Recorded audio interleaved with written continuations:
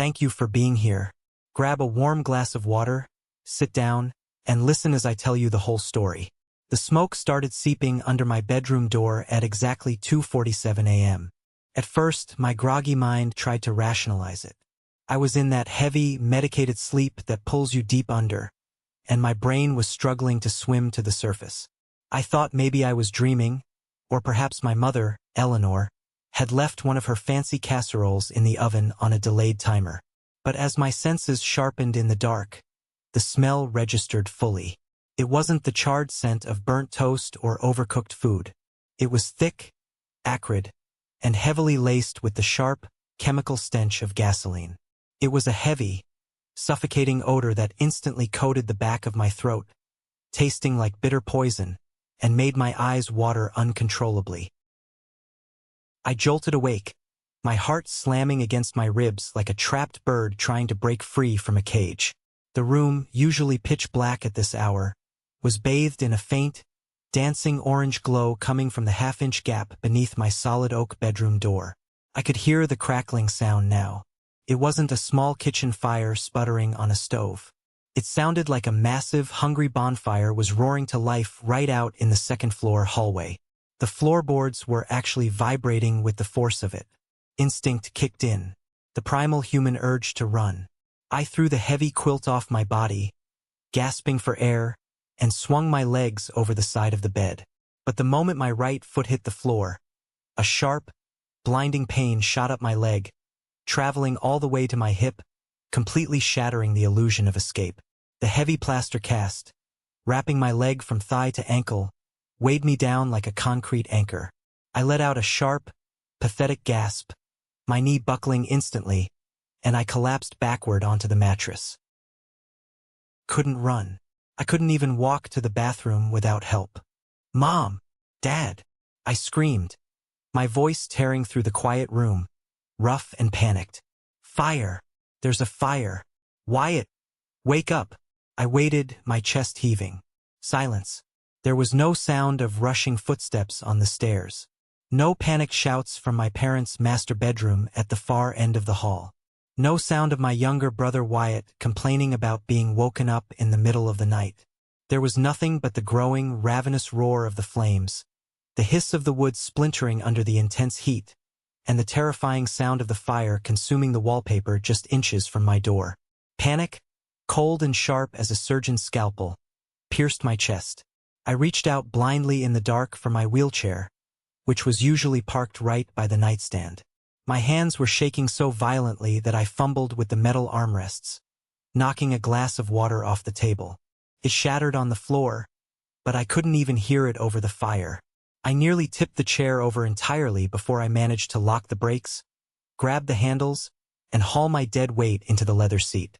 I grabbed the cold metal wheels, pushing forward with all the upper body strength I could muster, my shoulders burning with the effort. I rolled toward the bedroom door and reached for the brass doorknob. The moment my fingers brushed the metal, I yanked my hand back with a shout of pain. It was blistering, searing hot. The heat radiating from the wood was so intense it felt like standing in front of an open blast furnace. Opening that door meant stepping into a literal inferno. The hallway was gone. "Help! Someone! Please!"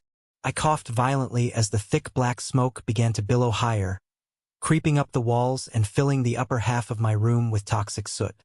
I spun the wheelchair around, my rubber tires skidding on the hardwood floor, and pushed frantically toward the large double windows facing the front yard. It was a straight 15-foot drop to the lawn, but I didn't care. I would gladly take a broken arm or a shattered collarbone over burning to death in this room. I reached up, unlatched the brass lock, planted my good foot on the floor for leverage, and shoved the bottom sash upward. It didn't move. I gritted my teeth, ignoring the violent stinging in my eyes, and pushed harder, using my shoulders and back. I expected the familiar screech of the old wooden tracks. Instead, the glass merely rattled in its casing, but the frame remained completely, stubbornly frozen in place. It felt like pushing against a solid brick wall. I peered closer through the glass, using the sleeve of my t-shirt to wipe away a smear of condensation and soot. The motion sensor security light from the driveway below suddenly flicked on, casting a harsh white glare against the exterior of the house. My breath hitched. The blood in my veins ran freezing cold, and a wave of nausea washed over me. There, driven deep into the white wooden trim on the outside of the house, were thick, heavy industrial screws holding large, solid planks of plywood tight against the window frame. They were fresh. The silver metal of the screw heads caught the glaring security light, gleaming with a sick, cruel intent. I looked frantically over at the second window.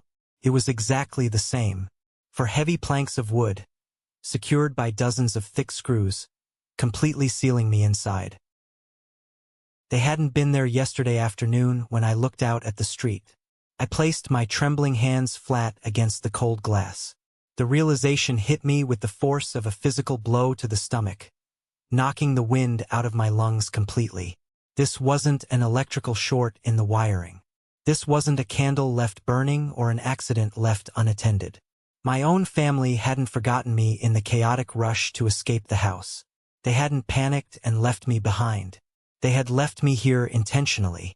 The bizarre rumors they had been spreading to the neighbors about my mental health, the sudden isolation from my friends, the weird-tasting food that made me sleep for 14 hours straight.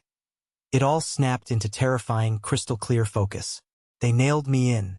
They wanted me to burn. And they were probably standing safely out on the front lawn right now, wrapped in blankets, waiting for the roof of my bedroom to cave in. To truly understand how my own parents could coldly turn my childhood bedroom into a death trap, you have to understand the sick dynamic of my family. You have to understand exactly what happened 6 months before the fire, on the night my life was derailed. I was an architect. At 28, I was doing incredibly well for myself. I had worked 80-hour weeks to earn my spot.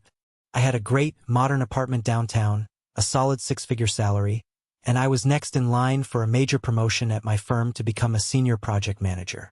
I was fiercely independent, driven, and most importantly, I was mostly removed from the toxic, suffocating environment of my childhood home. Then there was Wyatt. Wyatt was 25, the undisputed golden child, the baby of the family who could do absolutely no wrong. While I was pushed to excel, criticized for every B grade, and expected to pave my own way, Wyatt was coddled to an extreme degree. He was charming, manipulative, reckless, and chronically unemployed. He bounced from failed business venture to failed business venture. A craft brewery, a tech startup, a crypto trading scheme, always enthusiastically funded by our father, Robert. When Wyatt inevitably racked up massive gambling debts or maxed out credit cards, my mother, Eleanor, would secretly empty her own savings accounts to bail him out so Dad wouldn't find out the true extent of his failures. In their eyes, Wyatt was a misunderstood genius. It all shattered on a rainy, miserable Tuesday night in November. Wyatt had called me from a local dive bar on the outskirts of town. He was slurring his words so badly I could barely understand him, begging me to come pick him up. He said he was too drunk to drive his car, and he had gotten into a fight with the bartender. Against my better judgment, I left work early, drove my sedan through the pouring rain to the bar, and found him stumbling in the flooded parking lot, completely intoxicated. I managed to shove him into the passenger seat of his expensive sports car, a cherry red Porsche, a cheer-up gift from Dad after his last business failed, and told him I would drive his car safely back to his place and just get an Uber back to my own car later. Halfway home, flying down a slick, winding county road, Wyatt started arguing with me. He was belligerent, furious that I had calmly lectured him about growing up and taking responsibility for his messes. He screamed that I was a jealous loser. In a sudden, unpredictable fit of drunken rage, he reached over the center console, grabbing the steering wheel with both hands, and yanked it violently to the right. The heavy sports car hydroplaned instantly, the tires losing all traction on the slick asphalt. The world spun in a dizzying, terrifying blur of oncoming headlights, flashing wipers, and relentless rain. I slammed on the brakes, but it was useless. I remember the sickening, deafening crunch of expensive metal wrapping around the thick, unyielding trunk of a massive oak tree. There was an explosion of shattered glass that tore at my face, the violent deployment of the airbags, and then a blinding, agonizing pain in my right leg that made me scream before everything faded into pitch black. I woke up in a sterile, brightly lit hospital room 3 days later. My right leg had been crushed under the collapsed dashboard. It required 2 emergency surgeries and a network of steel pins and plates just to piece the shattered bone fragments back together. The doctors stood at the foot of my bed with grim faces, telling me I wouldn't be able to walk without a wheelchair or heavy assistance for at least a year, maybe longer. But the physical agony radiating from my leg was absolutely nothing compared to what happened when my parents finally walked into the room. They didn't rush to hug me. They didn't ask the doctors how I was feeling. They didn't cry tears of relief that their eldest son had survived a horrific wreck. My mother rushed straight to the side of my bed, her eyes darting around the room frantically. She gripped my hand so tight her manicured fingernails dug painfully into my skin. "Caleb, honey, listen to me very carefully," she whispered, her voice trembling with a terrifying urgency, constantly looking over her shoulder at the closed door. "The police are going to come in here soon to ask you questions about the crash. You have to tell them you were the one driving." I stared at her, my brain fuzzy and slow from the heavy doses of morphine. "What, Mom?" Wyatt pulled the wheel. He grabbed it. He caused the crash. He was drunk. My father stepped forward out of the shadows, his face hard, cold, and entirely unyielding. He looked at me like a business problem that needed solving. Wyatt's blood alcohol level was double the legal limit when the paramedics pulled him out. "Caleb, if the police know he interfered with the wheel, or if they think he was driving that car, he's looking at felony reckless endangerment. Maybe attempted vehicular manslaughter. He'll go to state prison. His life will be completely ruined." "My leg is ruined," I croaked, my voice cracking as I gestured to the massive, elevated cast suspended above the bed. "I could have died. He almost killed me." "But you didn't die," my father snapped coldly, his tone devoid of any paternal warmth. "You survived. You have a clean driving record. You have a good salary and a strong reputation. You can afford a hit to your insurance premiums and a misdemeanor reckless driving charge. You can hire a good lawyer to plead it down. Wyatt has nothing. He is too fragile for a prison environment. He wouldn't survive a week in there. You have to do this for your brother." I looked back at my mother in disbelief. Fake tears were streaming down her perfectly powdered face. "Please, Caleb, if you truly love this family, you will save your little brother. I won't survive the shame if he goes to jail. The stress will literally kill me. Please, be the bigger person." In my weakened, heavily medicated state, burdened by a pathetic, lifelong craving for their approval and love, I broke. When the state troopers finally came into the room with their notepads, I lied to their faces. I said the road was slick, I was driving too fast, I lost control on a curve, and Wyatt was just a sleeping passenger who had nothing to do with it. The fallout from that single lie was immediate, brutal, and devastating. I was hit with a massive fine and lost my driver's license for 6 months. Because of my extensive, debilitating injuries and my complete inability to travel to job sites or client meetings, my architectural firm put me on an indefinite, unpaid medical leave.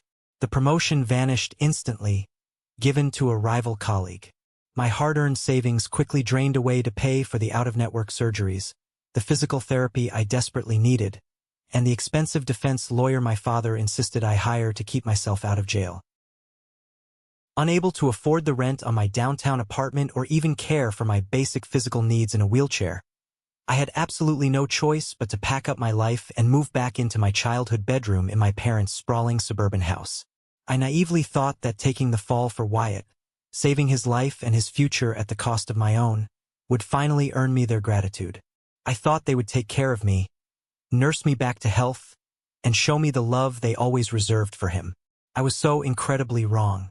Once I was trapped under their roof, stripped of my money and my independence, I instantly became a massive burden. Wyatt never once came into my room to thank me. He didn't even apologize. He continued to go out partying every single night, complaining loudly in the hallway about how the rubber tires of my wheelchair were scuffing the expensive baseboards. My mother would spend hours cooking extravagant, multi-course meals for Wyatt, but would leave me a cold turkey sandwich on a flimsy paper plate on my desk, sighing heavily and rolling her eyes whenever I asked for a simple glass of water or help getting to the bathroom. "You're becoming very demanding, Caleb," she would say, her voice dripping with a toxic, passive-aggressive sweetness. "I'm doing the absolute best I can, but I'm not a nurse. You have to stop acting so entitled and feeling sorry for yourself." I had sacrificed my body, my career, and my entire independent life for them, and in return, they treated me like a repulsive parasite. But the daily neglect and the emotional coldness were only the beginning. Soon, the neglect mutated into something far more sinister, calculated, and terrifying. It started subtly, a slow drip of psychological poison designed to make me question my own reality. I would leave my expensive architectural sketchbooks neatly stacked on my desk before going to sleep, and the next morning, they would be completely gone. When I dragged myself out of the room to ask my mother about them, she would look at me with wide, incredibly convincing, innocent eyes. "You threw them in the trash yesterday afternoon, Caleb. Don't you remember?" she said, pausing from chopping vegetables. "You were crying uncontrollably, saying your career was over and you were useless. I tried to stop you, but you insisted."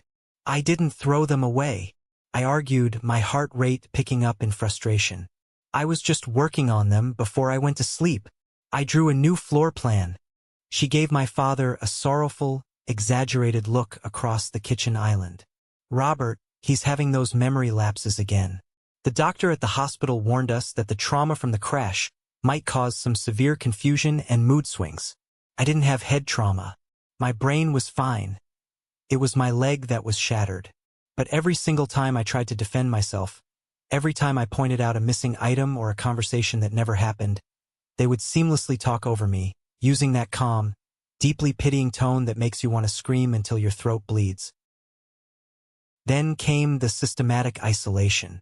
My best friend, Samuel, was the only person in the world who knew the actual truth about the car crash.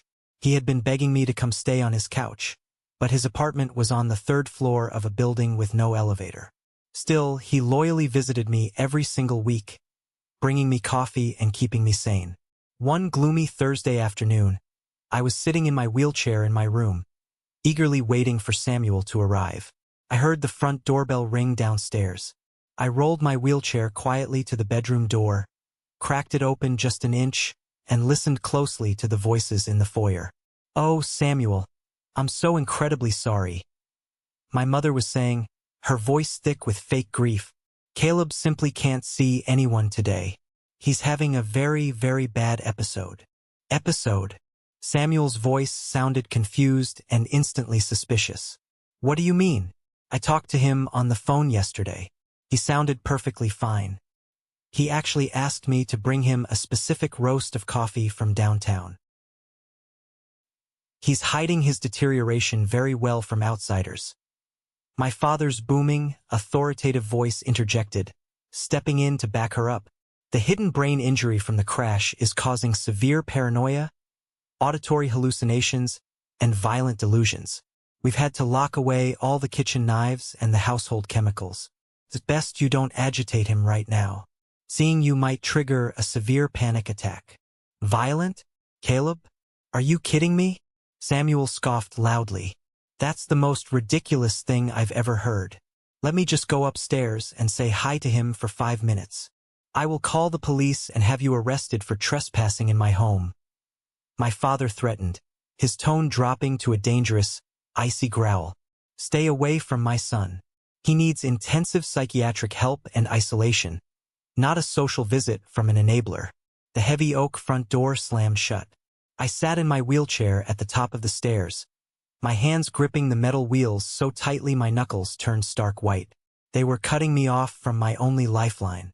They were deliberately building a narrative for anyone who would listen. That evening, my mother came into my room holding a small paper cup with water and 2 unfamiliar, heavy-looking white pills. "Time for your medication, sweetie," she said softly, acting as if the confrontation with Samuel never happened. I don't take medication anymore. The pain in my leg is manageable with over-the-counter stuff, I replied firmly, refusing to reach out and take the cup. These aren't for your leg, Caleb. They're to help your brain rest. You've been wandering the upstairs halls in the middle of the night, muttering to yourself and pounding on the walls. It's terrifying Wyatt. He can't sleep. I haven't left this room in 2 days because you won't help me down the stairs, I yelled, finally losing my temper, the sheer injustice of it all boiling over. Stop lying to my face. Stop telling Samuel and everyone else that I'm crazy. Her face hardened instantly. The sweet, caring motherly facade dropped like a theater curtain. Her eyes grew cold and calculating. If you don't take these pills right now, Caleb, your father and I will have no choice but to look into having you legally committed to a state residential psychiatric facility. We can't handle your violent instability here anymore. Drink it. Now. I looked at the pills. I knew if I fought her physically, if I threw the cup, they would use it as absolute proof of my violent outbursts. I put the pills in my mouth, took a slow sip of water, and faked a hard swallow, coughing slightly for effect. As soon as she smiled, satisfied, and turned her back to leave the room, I spit the dissolving, bitter pills into a tissue hidden in my palm and shoved it deep into the pocket of my sweatpants. The very next morning, I woke up to find my cell phone completely gone from my nightstand. The EMF radiation from the cellular antenna is disrupting your recovering brain waves, my mother explained simply, pouring herself a cup of coffee when I wheeled into the kitchen and demanded it back. Besides, you were sending highly disturbing, paranoid texts to your old co-workers in the middle of the night. We had to disconnect the line to protect your professional reputation for when you eventually get better. I was completely, terrifyingly trapped. No phone, no internet access, no friends allowed, and absolutely no physical ability to walk out the front door and escape.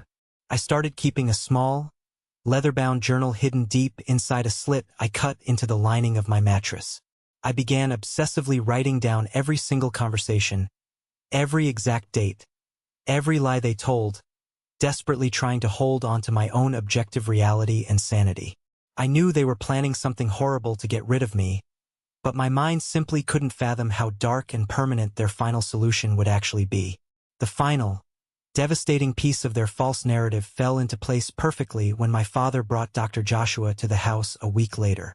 Dr. Joshua was an older man, but he didn't command the respect you'd expect from a seasoned medical professional. He arrived in a cheap, badly wrinkled suit, carrying a battered leather briefcase that looked like it had been chewed by a dog. He was sweating profusely despite the cool air conditioning, constantly dabbing his forehead with a handkerchief. He didn't look like a successful psychiatrist. He looked like a desperate man on the run. My parents brought him up the stairs to my room, introduced him briefly, and then conspicuously waited out in the hallway, pulling the door almost completely shut behind them. Dr. Joshua sat heavily on the edge of my bed, not even making eye contact with me. He pulled out a yellow legal pad and a cheap ballpoint pen. "So, Caleb," Dr. Joshua mumbled, staring intently at the floorboards, "your parents have expressed deep concern. They tell me you've been experiencing severe, debilitating depression since the accident. Extreme paranoia, suicidal ideation. Tell me about your desire to hurt yourself."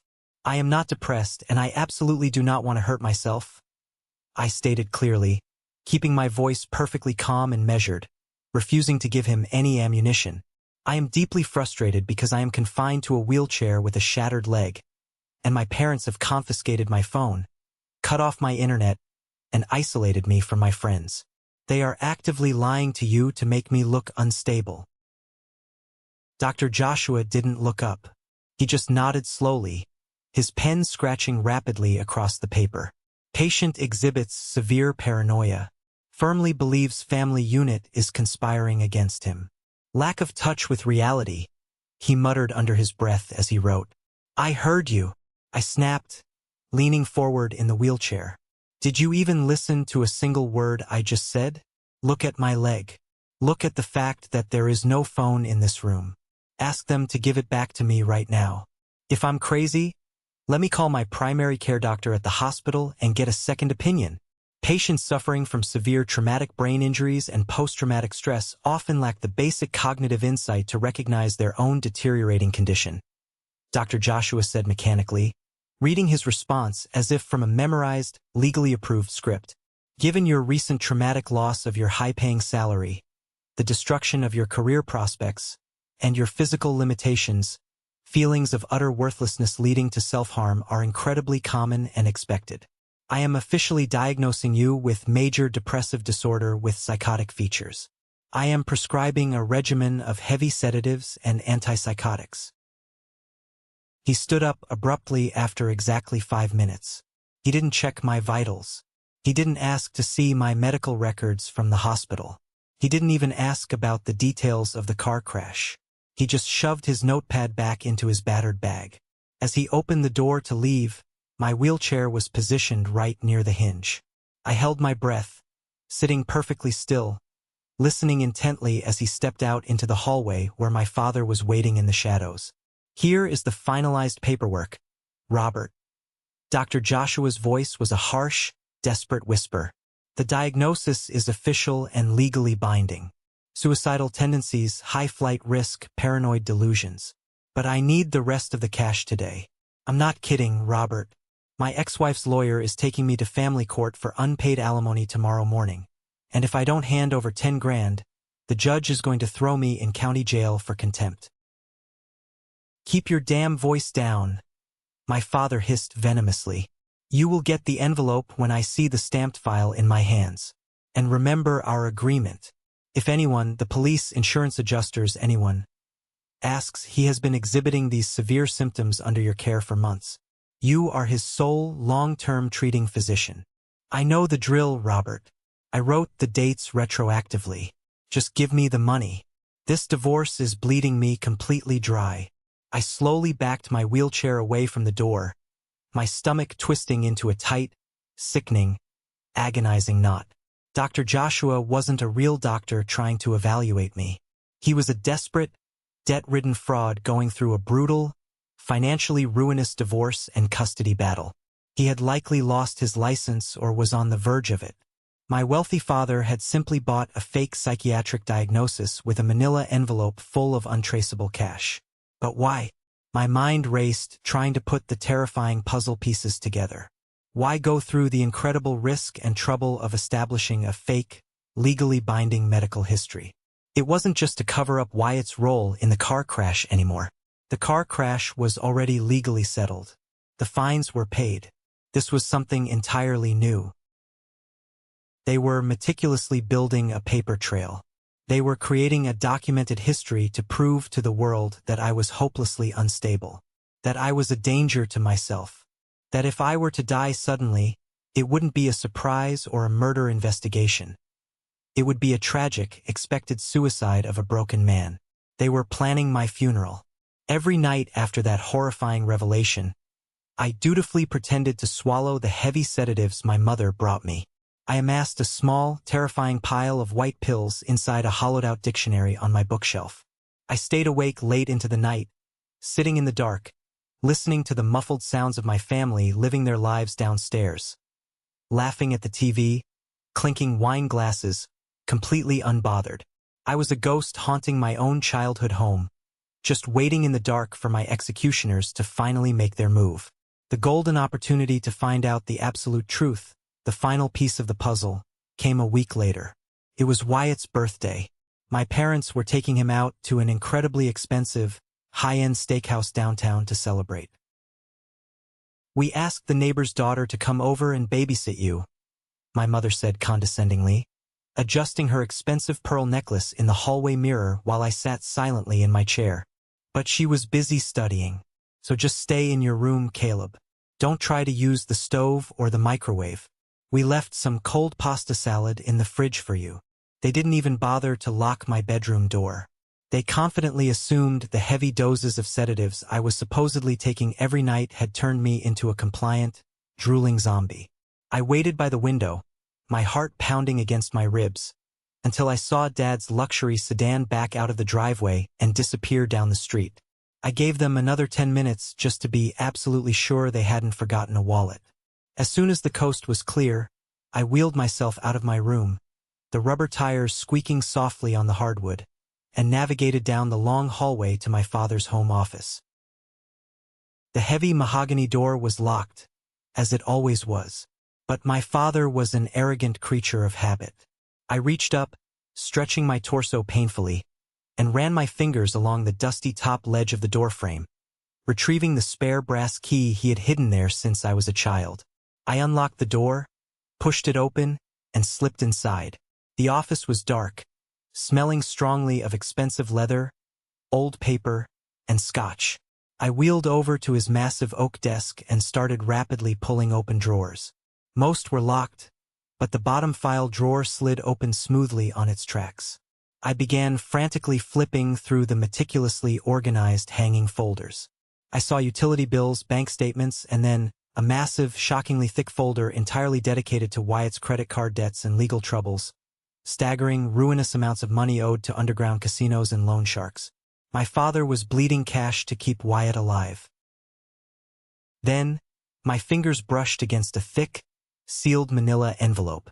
The label, typed neatly on a sticker, read, C. Thompson Policy. I pulled it out, resting it on my lap. My hands were shaking so violently I could barely undo the red string clasp winding around the button. I pulled out a thick stack of crisp, densely worded legal documents. It was a life insurance policy. My life insurance policy. My eyes frantically scanned the dense, legal text, looking for the numbers. When I finally found the payout clause, all the blood completely drained from my face, leaving me cold, dizzy, and sick to my stomach. $2 million. I flipped with trembling fingers to the second page. The primary beneficiaries listed were Robert and Eleanor Thompson. The secondary beneficiary, in the event of their deaths, was Wyatt Thompson. I looked closely at the dates stamped at the bottom. The original policy had been taken out years ago, back when I first started my architectural job and they had co-signed for my student loans. It was a standard, responsible thing to do, but there was a new amendment securely stapled to the front page. The payout limit had been massively increased, jumping from $100,000 to $2 million. The effective date of the amendment was exactly 2 months ago. Right around the exact time they started spreading the vicious rumors to the neighbors about my mental health. Right around the time Dr. Joshua, the fake psychiatrist, entered the picture to officially document my suicidal depression. A small, bright yellow sticky note was attached to the last page. It was written in my mother's elegant, looping cursive handwriting. It read, Robert, the grace period for the premium ends in November. We need to finalize the situation before October 15th, so the payout clears the bank in time to settle Wyatt's debts. He's getting physical threats from the collectors. I looked at the calendar on my father's desk. Today was October 12th. I dropped the papers back into the drawer as if they were literally burning my flesh. It all made horrifying, flawless, perfect sense. Wyatt was in deep, potentially fatal trouble with very dangerous people. My father was practically broke. His liquidity destroyed from years of bailing out his golden child. They had drained my college fund years ago, and now, because of the accident Wyatt caused, I had no salary, no savings, and nothing left to give them. Except my life. If a deeply depressed, suicidal man with a legally documented, severe psychiatric history accidentally died in a tragic house fire, the insurance company would pay out the claim without a second thought. $2 million. It was more than enough to save the golden child, pay off the loan sharks, and secure my parents' lavish retirement lifestyle. I wasn't a son to them anymore. I hadn't been for a long time. I was just a winning lottery ticket on a wheelchair, and they were finally ready to cash it in. I carefully put the files back exactly as I had found them, ensuring every paper was aligned. I locked the office door, returned the brass key to the top of the frame, and wheeled back to my room. I sat in the gathering dark for hours. I didn't cry. The betrayal was too incredibly deep, too absolute, too mind-shattering for tears. The family I had loved, the mother who raised me, the brother I had sacrificed my own leg and career to save, were going to murder me in cold blood within the next 3 days. That brings us back to the horrifying reality of the night of the fire. October 14th, the night before their deadline. My mother had brought me an even larger dose of white pills that night, standing over me and watching me closely to ensure I swallowed them. I used my usual trick, hiding them deep under my tongue, smiling weakly at her, and washing them away with a large gulp of water later. I lay in bed, fully awake, my heart thudding against my ribs. I was fully dressed in heavy sweatpants and a t-shirt, waiting in the suffocating, silent darkness of my room. At 1:30 a.m., I finally heard it. It wasn't a loud, violent bang. It was a low, mechanical, rhythmic whirring sound coming from just outside my second-story window. Bzzzt. Bzzzt. Bzzzt. I carefully lifted the quilt, wincing as a jolt of pain hit my leg, and quietly hauled myself into my wheelchair. I rolled slowly, agonizingly silently across the thick carpet toward the window. The heavy curtains were drawn tightly shut. I reached out with a trembling index finger and parted the fabric just a fraction of an inch, pressing my eye to the glass. The motion sensor security light outside had been triggered. A tall, heavy-duty aluminum ladder was propped against the vinyl siding of the house. Standing near the top of the ladder, perfectly level with my window, was a figure dressed in a dark black hoodie and jeans. The figure was holding a yellow DeWalt power drill, pressing a long, thick metal screw through a pre-drilled hole in a thick sheet of heavy plywood, driving it deep into the solid wooden window frame. The figure leaned back slightly to grab another screw from his pocket, and the sudden motion caused his hood to slip back, revealing his face in the harsh security light. My breath caught painfully in my throat. It was Wyatt, my own younger brother, the brother whose freedom from prison I had bought with my own shattered body. He wasn't just aware of the sick insurance plan. He was the willing executioner. I watched, completely paralyzed by a sickening, swirling mixture of absolute horror and profound, world-ending sorrow, as he worked with calm, terrifying efficiency. He had clearly pre-cut the heavy boards and meticulously drilled the pilot holes earlier in the afternoon when he loudly claimed he was cleaning the gutters before the storm. Now, under the thick cover of darkness, while his brother supposedly slept in a drugged stupor inside, he was simply sealing the tomb. He drove the final screw into the top right corner of the plywood. As the drill spun down with a whine, Wyatt paused. He leaned forward, resting his hand against the wood, his face just inches from the glass, peering intently into the dark room. Our eyes met perfectly through the tiny, 1-inch crack in the curtains. For a terrifying second, time simply froze.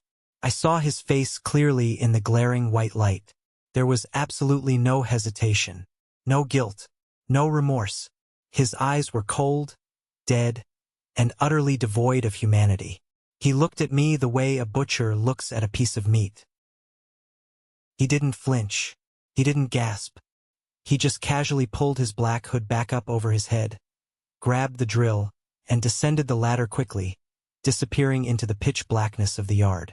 A single tear finally escaped my eye, tracing a hot, burning path down my cheek. The Caleb who unconditionally loved his family, who always wanted to protect his little brother, died right then and there. The man left sitting in that wheelchair was someone entirely different. Someone who refused to be a quiet, sacrificial lamb for their debts.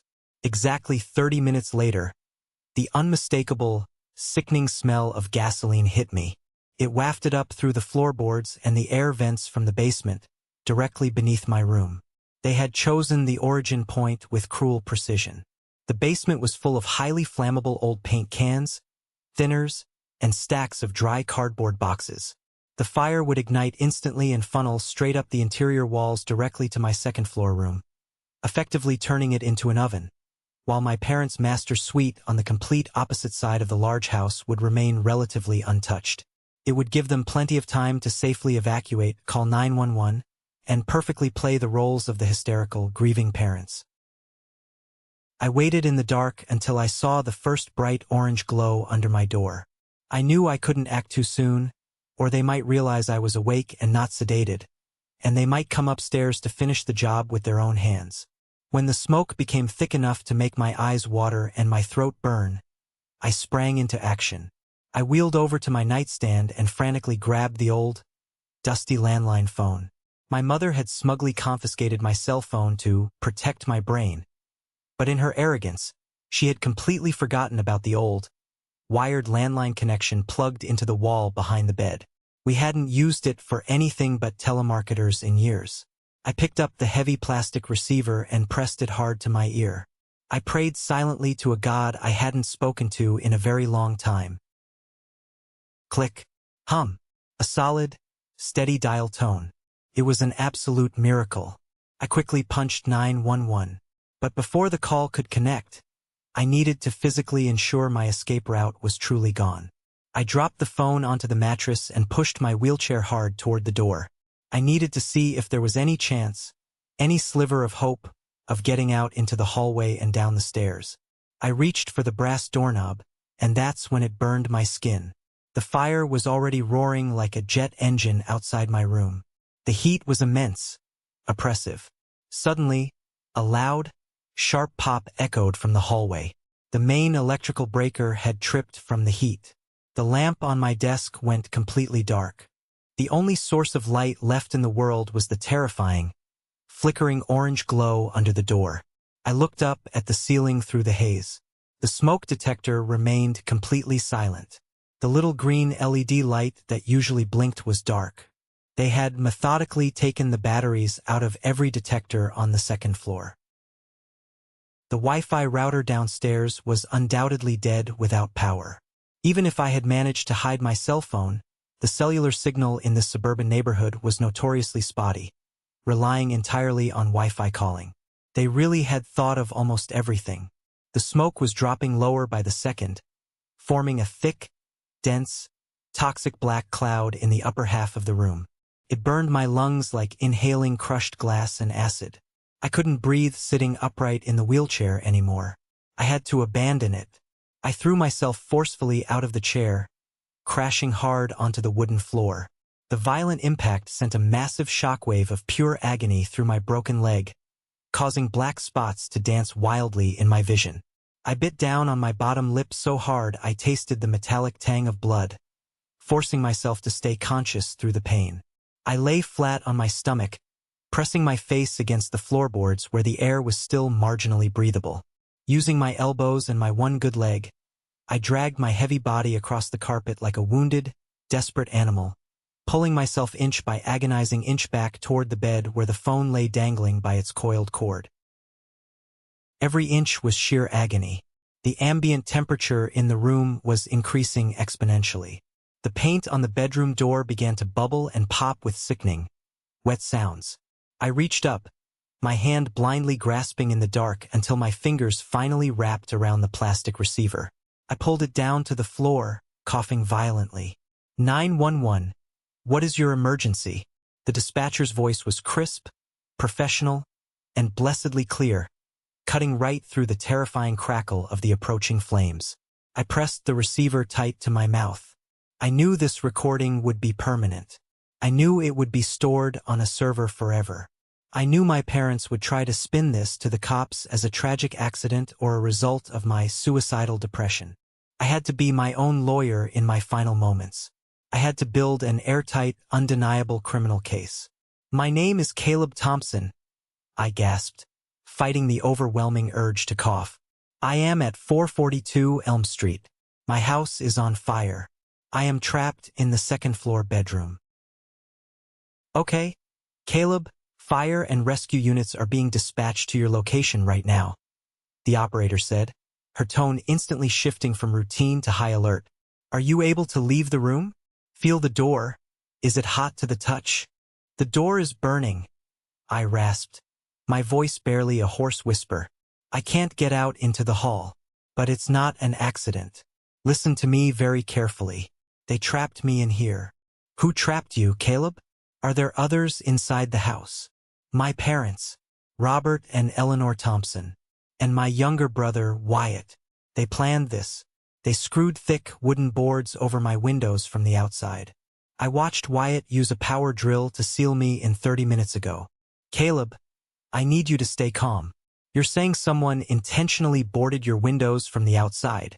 Yes. I forced the words out, making sure my articulation was as precise and clear as possible despite the smoke filling my throat. They used heavy metal screws. It is premeditated murder. They want me to die. They increased my life insurance policy to $2 million exactly 2 months ago. My mother wrote a note saying they need the insurance payout by October 15th to pay off Wyatt's gambling debts. Today is October 14th. This is an execution. There was a fraction of a second of stunned silence on the line. The dispatcher realized instantly she wasn't just handling a routine house fire. She was recording a murder in progress, gathering a dying declaration. I have all of that documented, Caleb. Her voice grew incredibly serious, dropping an octave. The police are responding code 3 along with the fire department. They are less than 2 minutes away. I need you to get as low to the ground as possible to avoid the smoke. I am on the floor. My leg is broken in a cast. I can't walk. Okay. Do not hang up. Do you have anything heavy you can use to break the glass? Even if the boards are there, breaking the glass will let some of the smoke out and let emergency responders hear you screaming. I'll try. Leave the phone off the hook, Caleb. I am staying right here on the line with you until they get you out. I dropped the phone on the carpet. The audio recording was secure. I had successfully laid out the exact motive, named the suspects, detailed the financial timeline, and described the exact method of the crime. Now, I just had to survive the heat and the smoke long enough to see them burn in a courtroom. I looked around the dark, increasingly smoky room. My wheelchair was tipped over nearby, useless. I couldn't lift it. I needed something heavy, solid, but manageable from the floor level. My stinging eyes landed on one of my heavy, solid brass architectural paperweights that had fallen off the desk during my struggle. I dragged myself over to it, my heavy plaster cast dragging like dead weight behind me. I grabbed the cold brass, my fingers slipping on my own sweat. I crawled toward the window. The heat was unbearable now, like standing on the surface of the sun. The bottom of the wooden bedroom door was turning completely black, small licks of orange flame finally curling around the edges and eating into the room. I reached the wall beneath the window. I pushed myself up onto my one good knee, using the windowsill for painful support. The smoke up here was blinding and suffocating. I squeezed my eyes tightly shut, reared my arm back, and slammed the heavy brass paperweight into the center of the glass pane with all my remaining, desperate strength. Crash. The glass shattered outward, but the satisfying sound was instantly muffled by the thick plywood right behind it. I hit it again and again, clearing the jagged, dangerous edges from the wooden frame, cutting my knuckles in the process. Fresh, incredibly cold night air hit my face through the tiny cracks between the wooden planks. I pressed my nose hard against the gap, sucking in the oxygen like a drowning man breaking the surface of a dark ocean. Through a small, half-inch gap between the heavy boards, I could see the neighbor's house across the fence. Mr. Andrews' house. A light suddenly flicked on in his upstairs bedroom. A moment later, I saw Mr. Andrew, an elderly man who always kept his lawn meticulous, step out onto his back patio in his bathrobe. He had a bright tactical flashlight in his hand, his golden retriever barking frantically beside him. He shined the powerful beam directly toward my house. The bright light illuminated the thick black smoke pouring out from the eaves and the fresh, unpainted plywood screwed securely over my window. "Mr. Andrew!" I screamed, pushing my face hard against the rough wood, splinters biting into my cheek. "Help! Andrew! Over here! They trapped me!" He stopped dead in his tracks, moving the flashlight beam directly onto my window. He saw the broken glass glinting in the light. He saw the tips of my bloody fingers pushing desperately through the narrow crack. I saw him drop the flashlight on the grass and turn, sprinting back into his house faster than I had ever seen an old man move in my entire life. Sirens. Faint at first, a distant wail in the night, then rapidly growing louder and more urgent. The beautiful sound of fire trucks and police cruisers cut fiercely through the night air. "They're coming, Caleb. I hear them. Hold on." The dispatcher's voice echoed faintly from the phone lying on the carpet behind me. The flames finally broke completely through the bedroom door. A terrifying wall of solid fire roared into the room, instantly igniting the carpet and the bedsheets. The heat was a physical, crushing force, pressing down on my back, searing the skin through my t-shirt. All the remaining oxygen was violently sucked out of the room. I slid down the wall, my strength entirely gone, collapsing back onto the floor. My vision tunneled into a tiny, dark pinpoint. The very last thing I heard before the suffocating darkness took me completely was the beautiful, violent, saving sound of heavy steel axes smashing against the front door downstairs. The sound was like a cannon going off inside my head. I was floating in a dark, suffocating void, my lungs burning, my mind completely detached from the agonizing pain in my shattered leg. But that sound yanked me violently back to reality. It was a massive, splintering crash, wood tearing, metal bending. Another crash followed, louder this time. The heavy oak bedroom door, the one my parents had hoped would hold long enough to turn my room into a crematorium, exploded inward in a shower of burning splinters and black ash. Through the narrow slits of my swollen eyes, I saw a massive figure silhouetted against the raging inferno of the hallway. It was a firefighter in full heavy turnout gear, holding a massive steel axe. He looked like an armored knight stepping out of hell itself. He swept a high-powered flashlight across the dense smoke filling the room. The beam cut through the black clouds, illuminating the overturned wheelchair, the shattered window glass, and finally, my crumpled body lying limp on the floorboards. "I have a victim!" His voice boomed through his oxygen mask, distorted but incredibly loud. "Second floor, Alpha side bedroom. He is down but conscious." He didn't hesitate. He dropped the axe and rushed toward me, his heavy boots thudding against the floor. He dropped to his knees beside me. I tried to speak, to tell him about the screws in the window, to tell him about the insurance money, but all that came out was a wet, pathetic wheeze. My throat was completely raw, coated in toxic soot. "Do not try to talk, buddy. I have you," he said. His gloved hands were incredibly strong. He reached under my armpits and hauled me up. He didn't care about the heavy plaster cast dragging behind me. He simply hoisted my entire body over his broad shoulder like I weighed absolutely nothing. The heat in the hallway was unimaginable. As he carried me through the doorway, the flames actively licked at his protective jacket. Entire sections of the floral wallpaper my mother had picked out years ago were peeling off in burning strips. The house was screaming as the fire consumed the structural beams. He moved fast, thundering down the wooden staircase that was rapidly turning to charcoal. The smoke was so thick I couldn't see the front door, but I felt the sudden, shocking blast of cold October night air hit my face. We burst out onto the front lawn. The sudden influx of pure oxygen made my lungs spasm violently. The firefighter laid me down gently on a bright yellow tarp spread across the damp grass. Instantly, 2 paramedics were swarming over me. Bright lights flashed everywhere. Red and blue strobes painted the trees and the neighboring houses in chaotic, spinning colors. A clear plastic oxygen mask was clamped firmly over my nose and mouth. I took a deep, shuddering breath. The cool, clean oxygen tasted sweeter than anything I had ever experienced in my entire life. I was alive. Against all their careful planning, against the plywood and the screws and the gasoline, I was actually alive. I turned my head slightly to the left, peering through the chaotic blur of running firefighters and thick water hoses snaking across the driveway. Standing near the back of an ambulance, wrapped in silver thermal emergency blankets, were my parents and my brother, Wyatt. They were putting on the performance of a lifetime. My mother, Eleanor, was currently gripping the arm of a young police officer, her face buried in his shoulder as she unleashed loud, theatrical, hysterical sobs. "My son, my poor sick boy," she wailed, her voice carrying over the roar of the fire engines. "He's trapped in there. We tried to get to him, but the smoke was just too thick. He locked his door. The smoke alarms malfunctioned.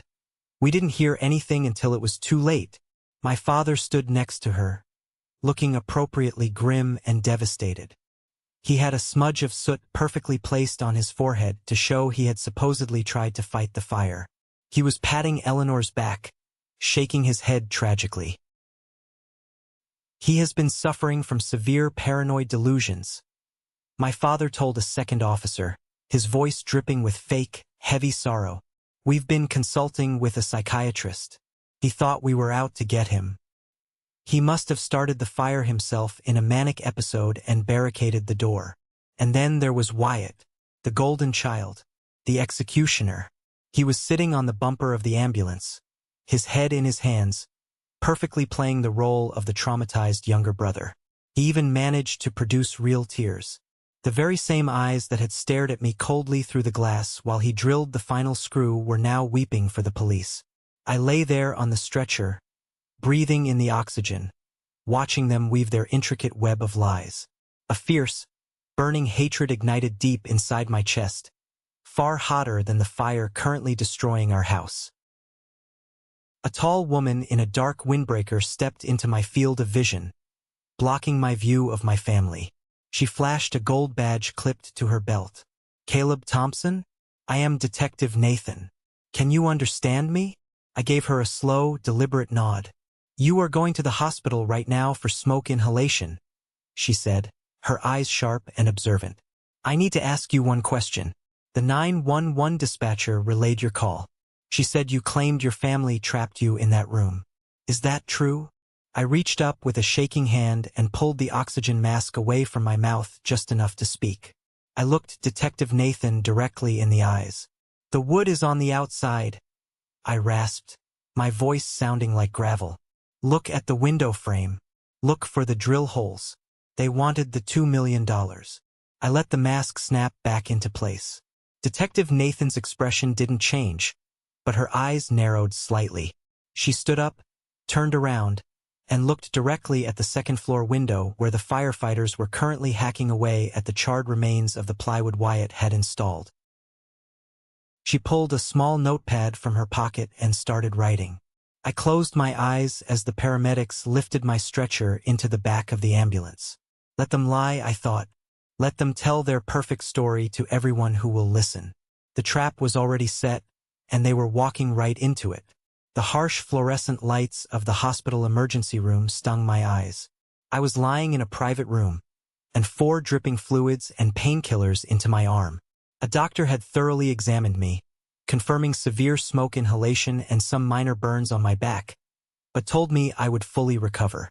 An hour later, the door slowly pushed open. Eleanor, Robert, and Wyatt walked in. They had completely dropped the hysterical act now that they were supposedly alone with me. They looked exhausted, smelling strongly of smoke, but there was an undeniable undercurrent of smug satisfaction radiating from them. They thought they had won. They thought the fire had destroyed any evidence of the plywood, and my survival was just a minor, easily manageable complication. After all, who would believe the word of a certified paranoid schizophrenic over a respectable, grieving family? Eleanor walked up to the side of my bed. She reached out and patted my hand condescendingly. "Oh, Caleb, thank God you made it out," she said. Her eyes were completely dead, devoid of any real emotion. "We were so terribly worried. You gave us quite a scare with your little stunt tonight. The police think you started the fire during one of your episodes. You need to rest now," Robert commanded, standing near the door with his arms crossed. "We will handle the insurance adjusters tomorrow. It's a tragedy about the house, but we will rebuild. Dr. Joshua is coming to evaluate you later today. We might need to keep you here in the psychiatric ward for your own safety." They were already spinning the narrative directly to my face. They were going to use my survival to have me permanently locked away in an asylum. Wyatt stood near the window, checking his phone, looking completely bored by the whole situation. "I didn't start the fire," I said, my voice quiet but incredibly steady. Eleanor sighed dramatically. "Caleb, please stop fighting us. We are your family. We love you. You need serious help." Before she could say another word, the hospital door swung open again. Detective Nathan walked into the room. She was not alone. Behind her was a tall, severe-looking man wearing a sharp business suit. He held a thick leather briefcase. "Mr. and Mrs. Thompson," Detective Nathan said, her voice completely devoid of the sympathy she had shown them on the lawn. "I am glad you are all here. This is Matthew Evans. He is the lead fraud investigator for your life insurance provider." Robert's posture instantly stiffened. Wyatt slowly lowered his phone, his eyes darting between the detective and the man in the suit. "Is there a problem, detective?" Robert asked smoothly, putting on his best businessman voice. "My son is recovering from a severe mental break. This is hardly the time for insurance paperwork." "Oh, we aren't here for paperwork, Robert," Detective Nathan said casually. She pulled a small digital audio recorder from her jacket pocket. "We are here to clear up a few inconsistencies regarding the origin of the fire. You told my officers that Caleb locked his bedroom door and started the fire himself." "That is correct," Eleanor chimed in quickly. "He has been very unstable. And you also stated that you were asleep in your master bedroom and only woke up when the smoke finally reached your hallway," the detective continued. "Yes, the smoke alarms unfortunately malfunctioned," Robert confirmed, his jaw tightening slightly. "That is fascinating," Detective Nathan said. She pressed a button on the side of the digital recorder. "Because Caleb made a 911 call from a landline in his bedroom. He didn't hang up the phone. The dispatcher recorded the entire event until the fire melted the wires. I want you all to listen to something." She hit play. The audio was incredibly clear. The room filled with the terrifying, crackling sound of the roaring fire. Then, my own desperate, raspy voice echoed from the small speaker. "They screwed thick wooden boards over my windows from the outside. I watched Wyatt use a power drill to seal me in 30 minutes ago." Eleanor visibly flinched. The color instantly drained from Wyatt's face. "They increased my life insurance policy to $2 million exactly 2 months ago. My mother wrote a note saying they need the insurance payout by October 15th to pay off Wyatt's gambling debts." "This is ridiculous," Robert shouted, taking a step toward the detective. "He is having a paranoid delusion. He made that up. You can't use the ramblings of a madman as evidence." "I agree," Detective Nathan said calmly, holding up her hand. "But please listen to the rest." The audio continued. The sound of me smashing the window glass with the brass paperweight. The sound of me screaming for Mr. Andrew. And then, the sound of the fire breaking through the bedroom door.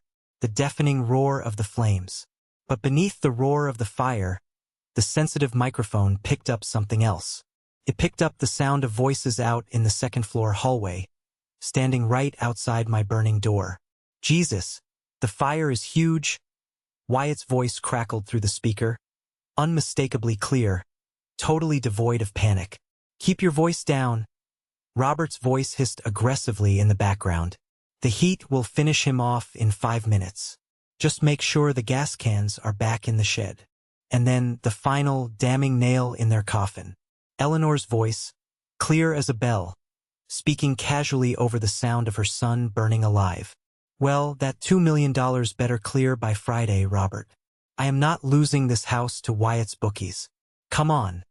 Let's go outside and wait for the sirens." The recording clicked off. The silence in the hospital room was absolute, heavy, and totally suffocating. I looked at my family. The smug satisfaction was entirely gone, replaced by a profound, naked terror. Eleanor's mouth was hanging open, her eyes wide with shock as she stared at the small black device in the detective's hand. Wyatt looked like he was going to vomit right there on the linoleum floor. Robert's face was purple with rage and trapped panic. Their perfect murder plan, their intricate web of gaslighting and fake medical records, had just been completely, effortlessly obliterated by a forgotten landline phone. This is the moment that changes everything, the moment I finally took back control of my life. Thank you so much for your patience and for staying with me until now. You've been amazing. Please give this video a like and comment 1 below to let me know you've made it this far. Not only does this help more people find this story, but it also lets me know that my experiences truly mean something to someone. Your support is my greatest motivation to keep sharing the rest of this journey. The heavy silence in the room was finally broken by the sharp, metallic clatter of handcuffs coming off Detective Nathan's belt. Before Robert could even formulate another lie, before he could demand a lawyer or try to use his wealth to bully his way out of the room, 2 uniformed police officers stepped through the doorway behind the detective. Robert Thompson, Eleanor Thompson, Wyatt Thompson, Detective Nathan said, her voice dropping into an official, unyielding cadence. You are all under arrest for the attempted murder of Caleb Thompson, arson in the 1st degree, and conspiracy to commit insurance fraud. You can't do this, Robert roared, finally losing his composed businessman facade. He shoved his hands aggressively toward the nearest officer. I know the mayor. I'll have your badge for this. My son is insane. He doctored that tape. The officer didn't blink. He simply grabbed Robert's wrist, twisted it painfully behind his back, and slammed him face-first against the sterile hospital wall. The heavy steel cuffs clicked shut around his wrists with a sharp, incredibly satisfying sound. Wyatt immediately crumbled. The tough, reckless golden child vanished instantly, replaced by a terrified, blubbering coward. As the second officer approached him with cuffs, Wyatt dropped to his knees, tears streaming down his face. It wasn't my idea, Wyatt screamed, pointing wildly at our parents. They made me do it. Dad told me how to screw the boards in. Mom bought the gasoline. I didn't want to kill him, I swear. I just needed the money for the bookies. Please, I'll tell you everything. Just don't put me in jail. Shut your mouth, you pathetic idiot, Robert yelled from the wall, struggling against the officer's grip. Eleanor completely ignored her husband and her favorite son. She rushed toward my bed, her eyes wide and pleading, completely shedding her fake tears for real ones born of pure desperation. She reached out to grab my hand. Caleb, baby, please, she begged, her voice cracking. Please tell them it's a mistake. We are your family. We took care of you. We love you. Don't let them take your mother away. I'll do anything. Please, forgive us. I looked at the woman who had brought me into the world, the woman who had watched me drink poison, the woman who had casually discussed her $2 million inheritance while standing outside my burning door. I slowly pulled my hand away from her grasp. I didn't feel angry anymore. I just felt completely, entirely empty when I looked at her. You aren't my mother, I said, my voice cold and flat. And I don't have a family. Get her out of my sight. Eleanor let out a sharp, agonizing wail as the detective roughly grabbed her arm, spinning her around and slapping the handcuffs onto her wrists. The 3 of them were forcefully marched out of the hospital room, their protests and crying echoing down the hallway until the heavy doors swung shut. Matthew Evans, the insurance investigator, stood at the foot of my bed, adjusting his tie. He looked down at his thick briefcase. Well, Caleb, Matthew said, shaking his head slowly, I've been investigating insurance fraud for 25 years. I've seen spouses poison each other. I've seen people fake their own deaths. But I have never, ever seen a family plan something this cold and calculated against their own flesh and blood. You are incredibly lucky to be alive. I know, I replied, looking at the empty doorway. What happens now? Now, Matthew said grimly. We bury them. The following weeks were a whirlwind of rapid, relentless police investigation. Once the police had the audio recording and Wyatt's cowardly confession in the hospital room, the rest of their intricate plan unraveled like a cheap sweater caught on a nail. The fire investigators thoroughly examined the charred remains of the house. The second-floor exterior wall was badly burned, but they easily found the long, heavy industrial screws still deeply embedded in the blackened window frame, proving the plywood had been installed from the outside. In the detached garage, which had survived the fire, police found the DeWalt power drill hidden under a tarp. It was covered in Wyatt's fingerprints. They also found the exact receipt from a local hardware store, dated 2 days before the fire, showing a cash purchase for 4 thick sheets of plywood and a massive box of exterior screws. But the most satisfying domino to fall was Dr. Joshua. Armed with my testimony and the recording, Detective Nathan paid a visit to the disgraced psychiatrist's miserable little apartment. Faced with accessory to attempted murder charges, Dr. Joshua completely folded in less than 10 minutes. He handed over the envelope of cash my father had given him, along with the fake medical file he had generated. He confessed on video that my father had paid him $10,000 to explicitly manufacture a history of severe depression and suicidal ideation to justify a potential death. Mr. Andrew, my elderly neighbor, provided a rock-solid sworn statement. He testified that he woke up to let his dog out, heard my screams, and clearly saw the thick wooden boards screwed over my window before the fire breached the room. The insurance company, guided by Matthew Evans, immediately froze all payouts and officially filed massive countercharges against Robert and Eleanor for criminal conspiracy to commit life insurance fraud. They dug deep into Robert's finances, exposing the massive, crippling debts he had incurred trying to save Wyatt from his underground gambling associates. The motive was laid out on paper for the entire world to see. My parents had tried to build a watertight narrative painting me as a crazy, unstable burden. But in their arrogance, they had left a trail of evidence a mile wide. While they sat in separate holding cells in the county jail, completely denied bail due to the severity of the charges and their flight risk, I began the grueling process of physical rehabilitation. My best friend Samuel moved me into his apartment, carrying me up the 3 flights of stairs on his back the first day. I didn't hear from my parents or Wyatt. Their expensive lawyers strictly forbade any contact.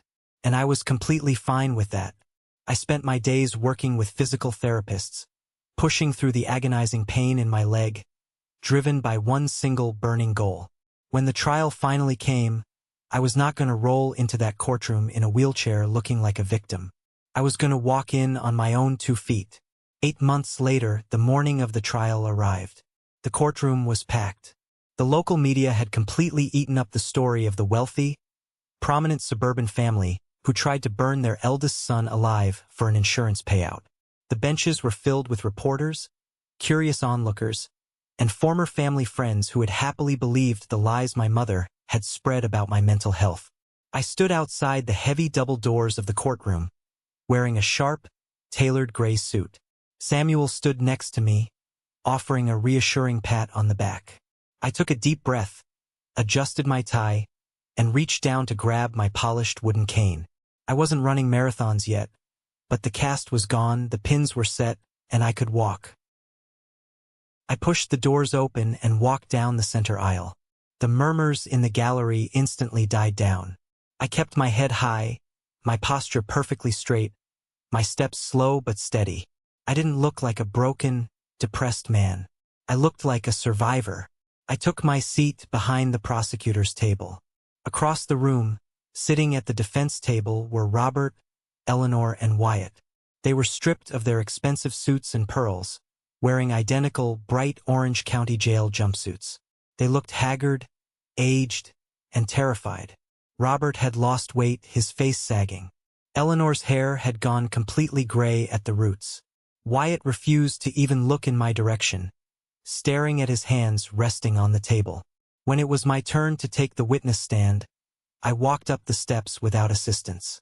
I placed my hand on the Bible and swore to tell the truth. For 3 grueling hours, the lead prosecutor led me through the entire horrific timeline. I told the jury about the car crash, about taking the fall to save Wyatt from prison. I detailed the systematic gaslighting, the isolation, the confiscated phone, and the fake psychiatric diagnosis from Dr. Joshua.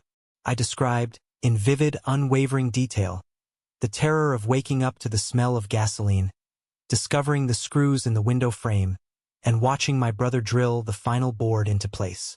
The defense attorney, a slick, expensive lawyer paid for by liquidating the last of my father's assets, tried his absolute best to tear me apart on cross-examination. He aggressively waved Dr. Joshua's original fake medical file in the air. "Mr. Thompson, the lawyer sneered, pacing in front of the jury box. Isn't it true that you were suffering from severe, documented delusions? Isn't it possible that in a manic state, you nailed your own windows shut, started the fire to punish your family, and then conveniently forgot the details due to your head trauma? I didn't flinch. I leaned forward into the microphone, my voice echoing clearly through the silent room.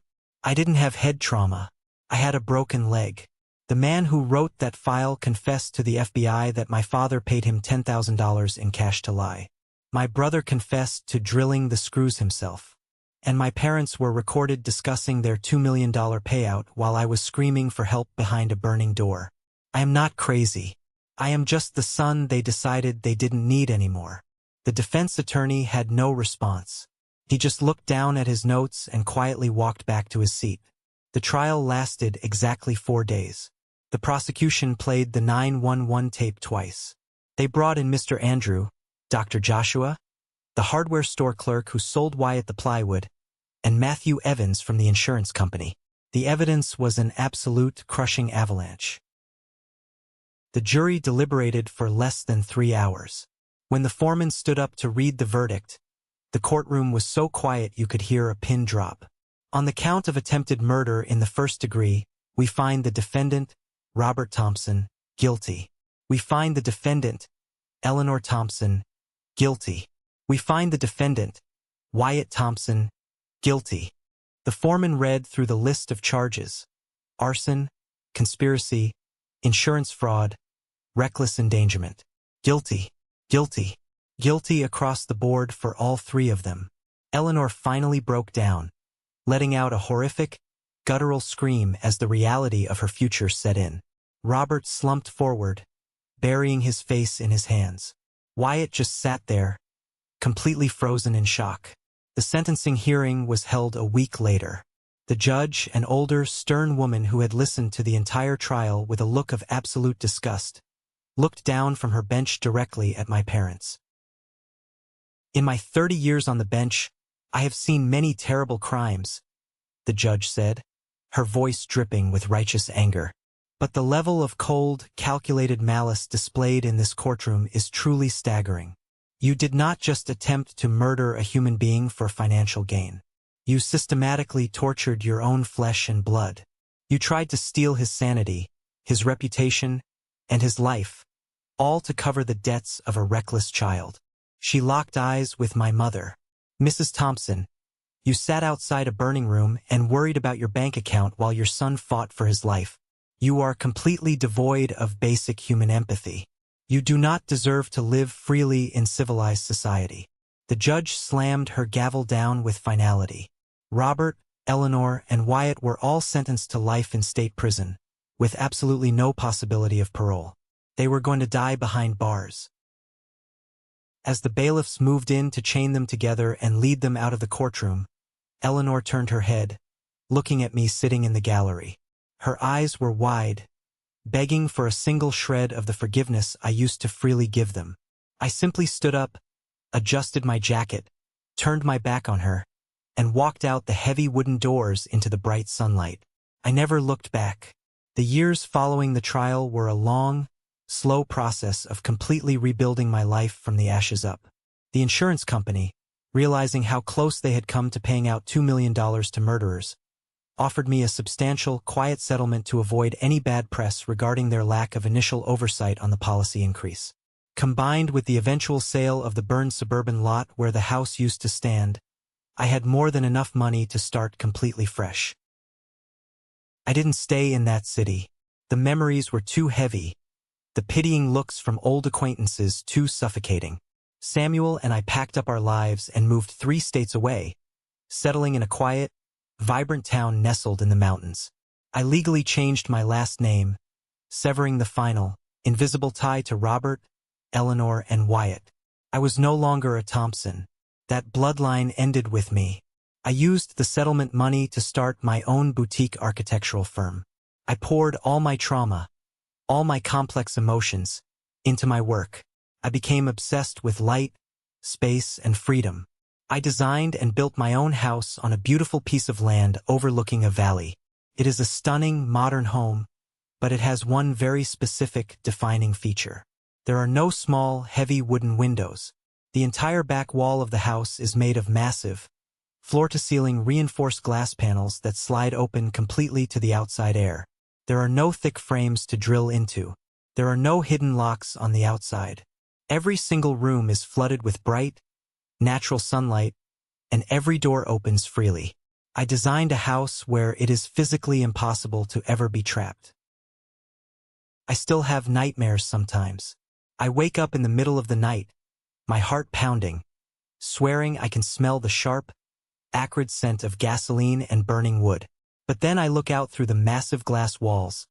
I see the quiet stars shining over the mountains, and I breathe in the cool, fresh air, and I know I am safe. Sometimes, when I'm sitting on my deck drinking my morning coffee, I roll up the sleeve of my shirt and look at the pale, jagged burn scars that run along my right shoulder and back. Most people try to hide their scars. They cover them with tattoos or long sleeves, ashamed of the visible reminder of their trauma. But I don't hide mine. I trace the raised lines with my fingers, feeling the uneven texture of the skin. These scars are my medals. They are the absolute, undeniable proof that I went through the fire and I did not burn. They are a reminder that the people who were supposed to protect me tried to destroy me, and they failed miserably. My parents thought they could manipulate my reality. They thought they could break my mind, steal my voice, and erase my existence to solve their own pathetic financial problems. They thought a few heavy screws and a match would be the end of my story. But they forgot one crucial thing. They forgot that when you strip everything away from a person, their career, their mobility, their family, you leave them with nothing left to lose. And a person with nothing left to lose is the most dangerous opponent in the world. They thought they were dealing with the compliant, desperate son who took the fall for a car crash. They didn't realize they had created a survivor who would use his last breath to ensure they rotted in a concrete cell. They nailed my windows shut, but they couldn't nail shut my truth. Thank you for sticking around and listening to my story. I know it was heavy, and I know it's hard to hear about families tearing each other apart like that. But I share this because I know I'm not the only one who has dealt with toxic family dynamics, gaslighting, or betrayal from the people closest to us. Maybe your situation didn't involve a house fire or life insurance fraud, but the pain of not being believed, of being manipulated by your own blood, is universal. I hope this resonated with you in some way. I hope it reminds you that you are not crazy, your reality is valid, and you have the strength to walk away from people who are hurting you, even if you share the same DNA. Have you ever found yourself in a similar situation? Have you ever had to cut ties with a toxic family member to save your own sanity or your life? Let me know down in the comments. I read every single one of them, and if you are still here, listening to my voice right at this very second, I want you to drop the letter W in the comments. W stands for winner. That is the secret passcode for the 1% Club, the incredibly small, amazing group of people who actually watch a video all the way to the very end. When I see that W, I know you are a real one, and I appreciate you more than you know. Please hit that like button to help this video reach more people who might need to hear it, and make sure you follow the channel so we can stay connected. I have a lot more to share, and I want you to be a part of it. Stay safe, keep your windows open, and I'll see you in the next one.